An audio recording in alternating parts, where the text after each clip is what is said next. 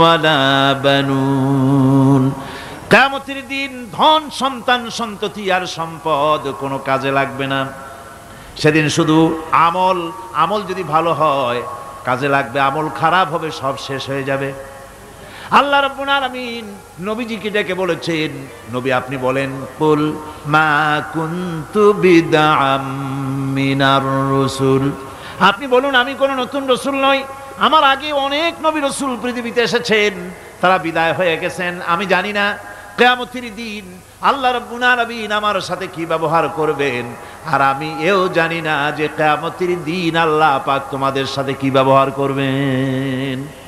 এই আয়াত নাজিল হওয়ার পর আল্লাহর হাবিব তার মেয়েকে ডাকলেন, জামাইকে ডাকলেন, নাতিদেরকে ডাকলেন, আহলে বাইতদেরকে ডাকলেন, আর বললেন, ও আমার মেয়ে কলিজার টুকরা ফাতেমা গো শোনো, কেবলমাত্র আয়াত নাজিল হয়ে গেল, আল্লাহ পাক আমাকে শোনায়ছেন কিয়ামতের দিন আমি জানি না আমার সঙ্গে কি ব্যবহার করা হবে, আর এও জানি না যে তোমাদের সাথে কি ব্যবহার করা হবে। ও আমার কলিজার টুকরা মেয়ে ফাতেমা, কিয়ামতের দিন মুহাম্মদ সাল্লাল্লাহু আলাইহি সাল্লামের মেয়ে এই হিসাবে তোমার নাজাতের ফয়সালা হবে না।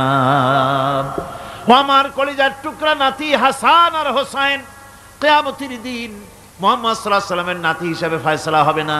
ও আমার জামাই হযরতে আলী, কিয়ামতের দিন আমার জামাই হিসাবে নাজাতের ফয়সালা হবে না। আমল যদি ভালো হয় ফয়সালা ভালো হবে, জান্নাতে চলে যাবে। আমল যদি খারাপ হয় কার নাতি কার জামাই দেখা হবে না। সুবহানাল্লাহ। কঠিন কিয়ামতের মাঠ।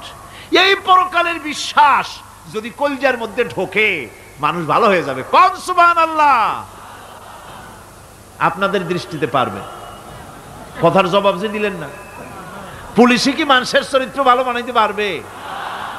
পুলিশের চরিত্র ভালো বানাবে কেডা? সেটাই তো কথা।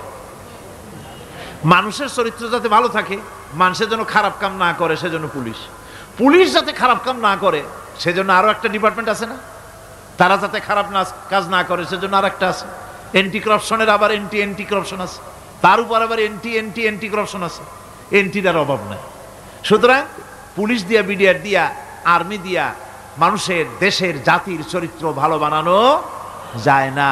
রাসূলুল্লাহ এ দিয়ে বানান না, এটা ইসলামের নিয়ম নয়।